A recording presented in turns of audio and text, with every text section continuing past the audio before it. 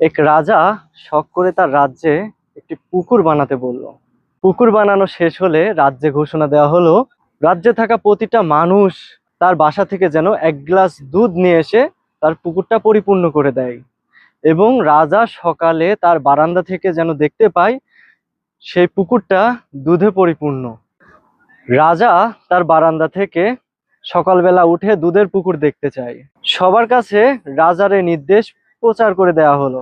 এক লোক ভাবলো, সবাই তো গ্লাসে করে দুধ নিয়ে যাবে, সে যদি রাতের অন্ধকারে দুধের জায়গায় এক গ্লাস পানি ঢেলে দেয় তাহলে তো কোনো সমস্যা নেই, সবাই তো দুধই ঢালবে। তাই সে সবার অনগোচরে এক গ্লাস দুধের বদলে এক গ্লাস পানি ঢেলে দেয়। সকালবেলা রাজা তার প্রাসাদের বারান্দায় এসে হাহাকার করে ওঠে। তার স্বাদের পুকুর পানি দিয়ে ভর্তি ছিল, সেখানে কোনো দুধ ছিল না।